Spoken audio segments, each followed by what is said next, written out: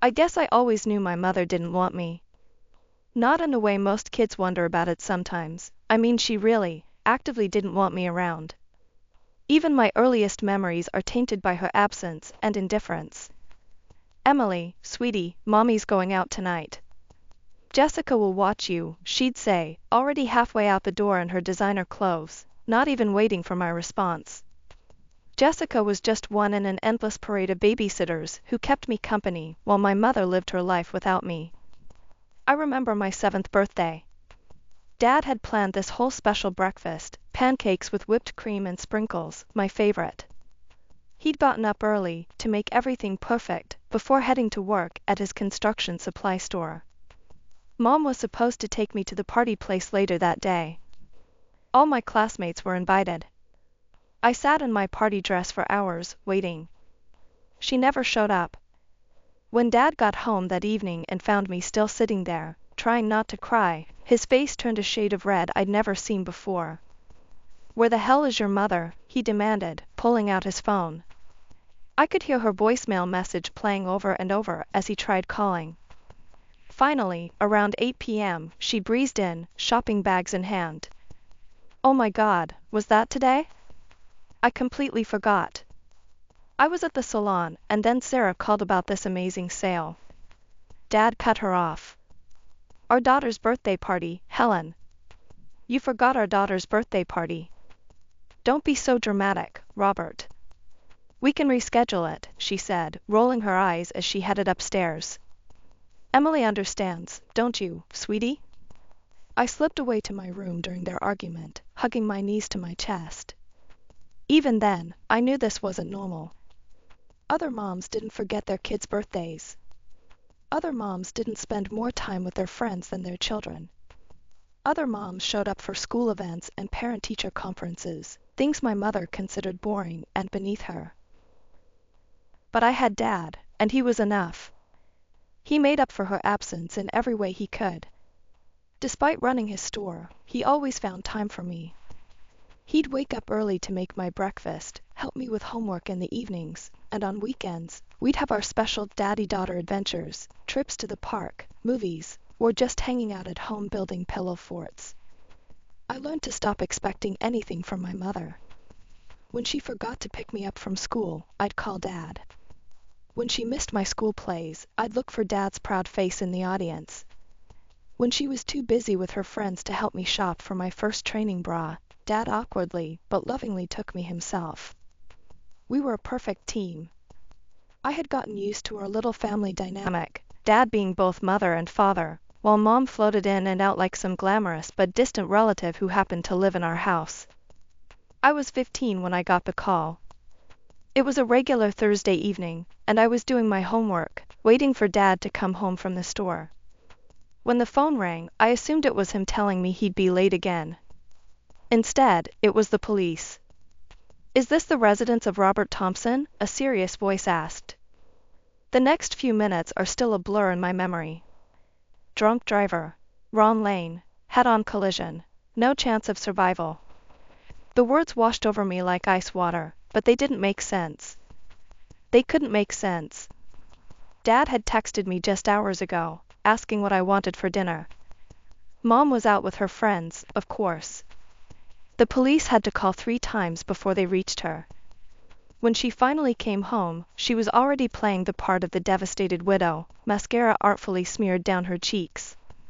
"Oh, my poor baby," she wailed, pulling me into an awkward hug that smelled of wine and expensive perfume. "We'll get through this together." The funeral was a spectacle I'll never forget, but not because of my grief, because of my mother's performance. She wore a designer black dress that probably cost more than Dad's monthly mortgage payment, and she sobbed dramatically at all the right moments. Everyone kept telling her how strong she was, how brave. "I don't know how I'll manage," she told everyone who would listen, clutching her handkerchief. "But I have to be strong for Emily now. I'll take care of her twice as much as before." Robert would have wanted that. I wanted to scream. I wanted to tell everyone that she hadn't taken care of me at all before, so twice of nothing was still nothing. But I stayed silent, focusing instead on the real pain in my chest, the crushing reality that Dad was gone. The days after the funeral were even worse than I'd imagined. Mom's promises of increased attention lasted exactly 3 days. By day 4, she was too devastated to cook dinner.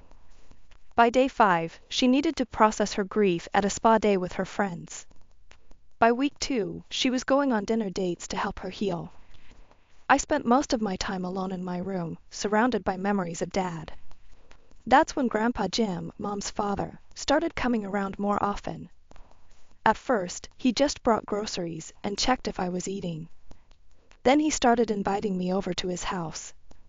"Emily, honey," he said one day, his kind eyes studying my face, "how about we make your dad's famous pancakes?" I think he'd want us to keep that tradition alive. That was the first time I'd smiled since Dad died. Grandpa's house became my sanctuary. While Mom was out rebuilding her life, her words, I spent afternoons with Grandpa, cooking comfort food, watching old movies, or just walking in the park near his house. "How are you really doing, kiddo?" he'd ask, actually listening to my answers. "What's on your mind today? Any plans for the weekend?" It was strange how my mother's father could be so different from her. He actually cared about my answers, remembered the names of my friends, and knew what was going on in my life. We'd spend hours in his kitchen, trying out new recipes or just talking about Dad. For the first few months after Dad's death, Mom seemed perfectly happy with our new arrangement. While I spent my time at Grandpa's house, she was free to pursue her social life without any guilt or interruption. That is, until people started talking. I overheard Mrs. Peterson from next door one day. "It's so sad," she was telling another neighbor. "That poor girl practically lives at her grandfather's house now. Helen's never home, always out with some new man." What kind of mother? That's when things changed. Mom suddenly started paying attention to where I was going and, more importantly, who knew about it. "You can't keep running to your grandfather's house every day," she snapped one evening when I was putting on my shoes to leave. "What will people think? That I can't take care of my own daughter?" I couldn't help but laugh. "But you don't take care of me, Mom. You never have." Her face turned red. "I am your mother. I'd done everything for you." "Name one thing," I challenged her. "One single thing you've done for me since Dad died." She couldn't answer, of course. Instead, she banned me from visiting Grandpa, saying I needed to spend more quality time at home. Quality time apparently meant sitting alone in an empty house while she went on dates with her latest prospects. I told Grandpa about Mom's new rule during one of my band visits. He just shook his head and sighed. "Your mother," he said, choosing his words carefully, "has always been focused on what others think of her, not on what's real." He patted my hand. "Don't worry about her rules, Emily. You're always welcome here." Then one day, during my senior year, Mom came home practically bouncing with excitement. "I've met someone," she announced over dinner, which was rare enough to be noteworthy. "His name is George."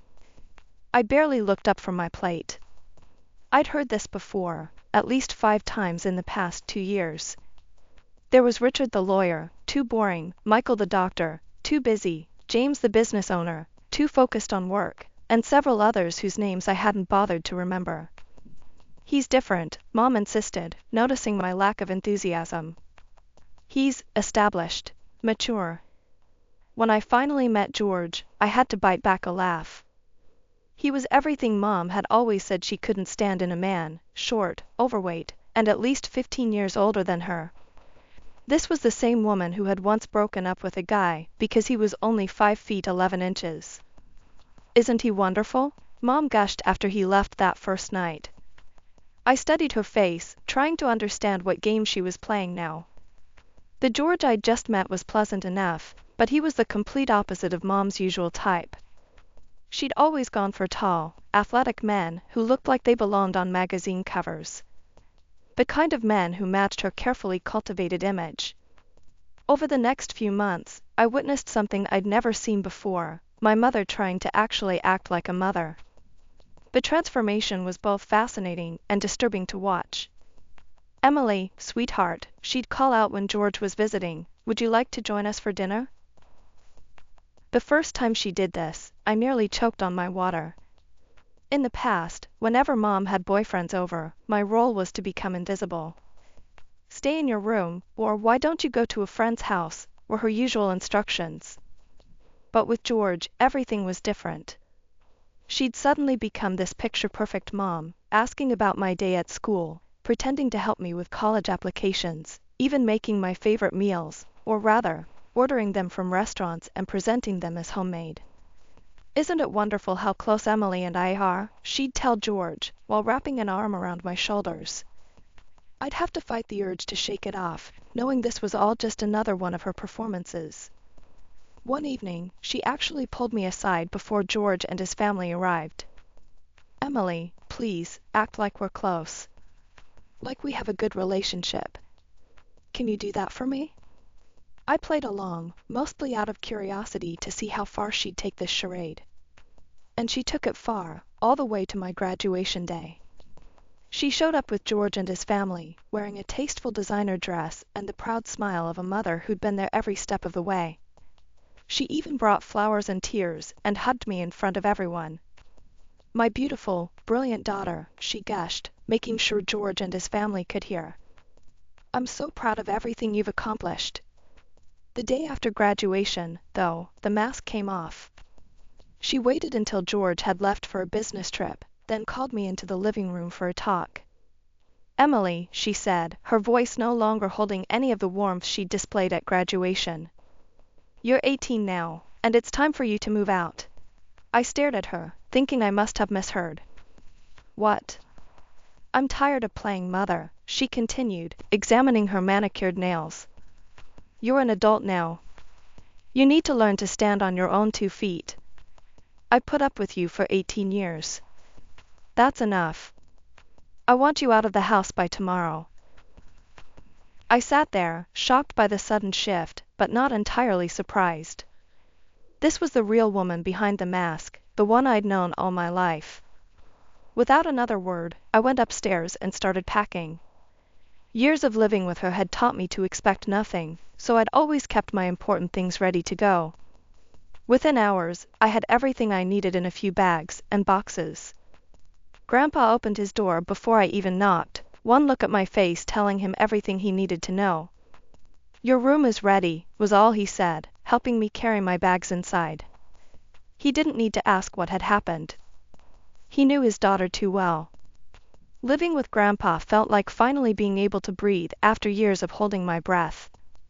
The day after I moved in, he sat me down at his kitchen table. Emily, he said, sliding an envelope across to me. I want you to go to college. Inside the envelope was enough money for 4 years of tuition.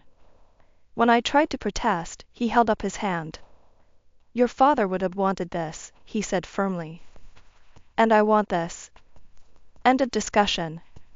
So I enrolled in college, determined to make both him and Dad proud. But I couldn't just sit back and let Grandpa handle everything. Despite his comfortable retirement and generous savings, it didn't feel right to depend on him completely.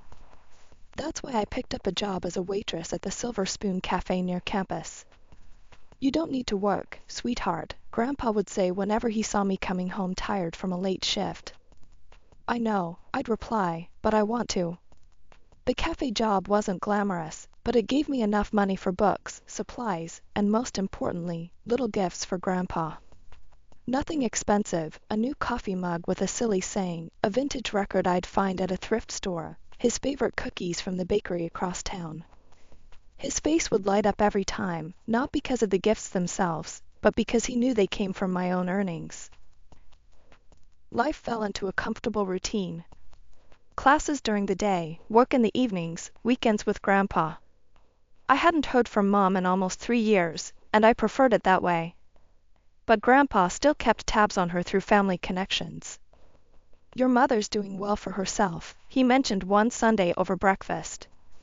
His tone was neutral, but I could sense his disapproval. New Mercedes, designer clothes, fancy jewelry. George seems to be quite generous. I pushed my eggs around my plate. Good for her. She's been telling people she's paying for your college tuition, he added quietly. Says she's been supporting you financially all this time. My fork clattered against the plate. She what? Oh yes, Grandpa continued, according to her, she's been the model of maternal support. Tells anyone who'll listen about how she's helping her daughter through college. Something about this sparked my curiosity. Mom had always been status conscious, but this level of lifestyle change seemed extreme, even for her. That evening, I did something I'd never bothered to do before. I Googled George. What I found made me nearly drop my phone. George wasn't just well off, as I'd assumed. He was George Harrison III, heir to the Harrison construction empire. His family practically owned half the state. Their name was on buildings, stadiums, and charity foundations. The smallest of their annual donations to local causes was more than what most people made in a decade. Suddenly, Mom's complete personality transformation made sense. She wasn't just fishing for a wealthy husband, she was aiming for the top of the social ladder. And somehow, she'd managed to hook one of the biggest fish in the pond. The phone call came during my junior year. Seeing Mom's number on my screen after 3 years of silence made my stomach turn. Emily, baby? Her voice had that fake sweetness I remembered so well. I need you. I almost hung up, but something in her desperate tone made me listen. The wedding is in 2 months, she continued quickly, probably afraid I'd cut her off. George's family, they're very traditional. Family values mean everything to them. I need you there. I said nothing, letting the silence stretch. People have been asking questions, she went on, her voice dropping. Why doesn't your daughter visit? Why isn't she in any family photos? George's mother is particularly concerned. She keeps saying family unity is the cornerstone of their dynasty. So this is about appearances, I said flatly. No, well, not entirely. Emily, please, I'm begging you. Just come to the wedding. Show everyone we're a happy family. That's all I'm asking. My first instinct was to refuse, to tell her exactly where she could stick her invitation. But then an idea started forming in my mind. I'll come, I said. And I'm bringing Grandpa. The wedding day arrived in a blur of crystal, silk, and old money. The Harrison family had booked the most exclusive venue in the state. Watching Mom float around in her designer wedding dress, playing the role of the perfect society bride, I almost reconsidered my plan. She looked genuinely happy, greeting guests with that magnetic smile of hers, basking in the admiration of the cream of society. For a moment, I felt a twinge of guilt about what I was about to do. Then she spotted me. Emily, my darling daughter, she exclaimed loudly, rushing over to embrace me. The nearby guests turned to watch the touching mother-daughter reunion. I'm so happy you're here. I forgive you, sweetheart, for abandoning me all these years. I know you were just going through a phase, spending all that money I sent you for college on God knows what. I stiffened in her embrace, but she held on tighter. George approached us, beaming. Emily, I'm so glad you decided to make peace with your mother. She's been so worried about you. He turned to Mom with genuine concern in his eyes. I hope you can forgive her too. Parents and children sometimes struggle to understand each other. That was the moment I knew I had to go through with my plan. This kind man, and all these people, deserved to know the truth. I turned to the wedding coordinator. I'd like to make a speech before the ceremony, I said. A tribute to my mother. I stood at the microphone, my hands surprisingly steady. The elegant crowd turned to face me, champagne glasses in hand, expecting the usual loving daughter's pre-wedding tribute. Mom beamed from her seat of honor, George's hand in hers.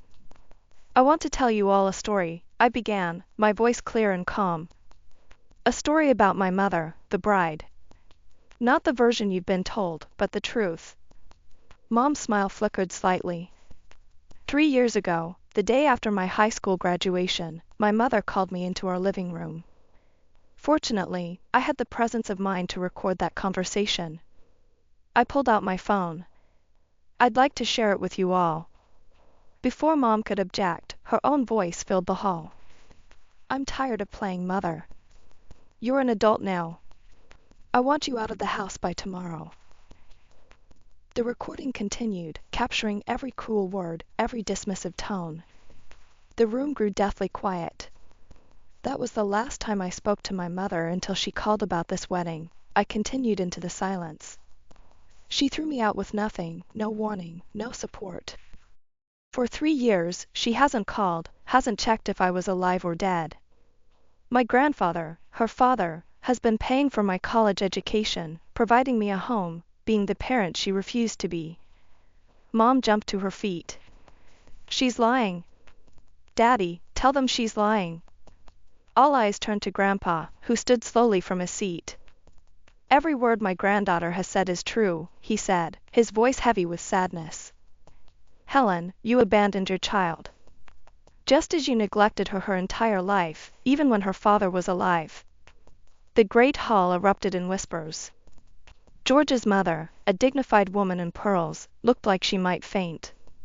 His father's face had turned to stone. Is this true? George asked Mom, his voice shaking. Did you throw your own daughter out? Abandon her? Mom's carefully constructed facade cracked. I can explain. There's nothing to explain, George cut her off, standing up. His face had transformed from confusion to disgust. You're not the woman I thought you were. You're not the woman I could ever marry. George, please, Mom pleaded, mascara running down her cheeks, real tears this time. She's lying. They're both lying. The recording doesn't lie, George said firmly. And neither does your father. He turned to address the stunned crowd. Ladies and gentlemen, I apologize, but there will be no wedding today. Mom crumpled into her chair, her perfect world falling apart around her. The woman who had thrown me away like garbage, to chase her dreams of wealth and status, was finally facing the consequences of her actions. 2 months after the wedding that never was, I was having Sunday breakfast with Grandpa when someone started pounding on his front door. The desperate rhythm of the knocking told me who it was, before I even heard her voice. Daddy, please, I know you're home. I need to talk to you. Grandpa and I exchanged looks across the table. He nodded slowly, and I stayed in my seat as he went to open the door. Mom burst in, designer clothes wrinkled, makeup smeared, looking nothing like the polished socialite she'd been at the failed wedding. She stopped short when she saw me, but quickly recovered, probably deciding my presence might help her case. Daddy, I'm desperate, she began, tears already flowing.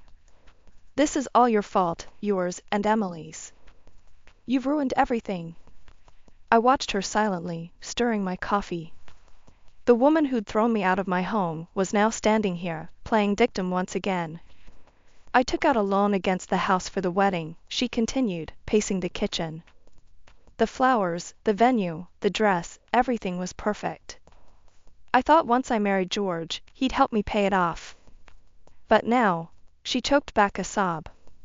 The bank is foreclosing. I have nowhere to go. And this is our fault, how exactly? Grandpa asked quietly. If you hadn't let Emily tell those lies. They weren't lies, I interrupted, speaking for the first time. Every word was true. There's no point trying to deny it now. She whirled on me. You could have waited until after the wedding. One more day, that's all I needed. One more day and everything would have been perfect. Perfect for who, Mom? For you? While you continued to lie to everyone about being this amazing mother who supported her daughter through college? I was going to make it right, she screamed. Once I married George, I would have had the money to actually pay for your college. I could have made all the lies true. Grandpa's laugh was bitter. Listen to yourself, Helen. You're not sorry for what you did to Emily. You're only sorry you got caught. Daddy, please, she switched tactics, moving closer to him. I need help, just a loan to tide me over. I'll pay you back, I promise. I just need enough to keep the house. No, you're not getting any money from me. Not after what you did to Emily. Not after how you've lived your life. Mom's face contorted with rage. Fine. Keep playing happy family with her. I hope you're both happy with what you've done to me. She stormed out, slamming the door so hard the windows rattled. That was the last time I saw her, though we heard about her through the grapevine. She lost the house, as expected. Last I heard, she was working as a receptionist at a small real estate office, living in a tiny apartment, all her designer clothes and jewelry sold to pay debts. As for me, I graduated college last month, with honors. My first paycheck from my new job at an accounting firm went toward buying Grandpa a gorgeous vintage watch he'd been eyeing. His eyes got misty when I gave it to him. I'm saving up now for my own apartment, something close to work. Grandpa insists I can stay with him as long as I want, but I think it's time for me to stand on my own feet, my choice this time, not because someone is forcing me out. Sometimes I think about Mom, about how different things could have been if she'd just been capable of loving someone other than herself. But I've learned that you can't make someone love you, can't make them be the parent you need them to be. All you can do is cherish the people who do love you, who choose to be there for you.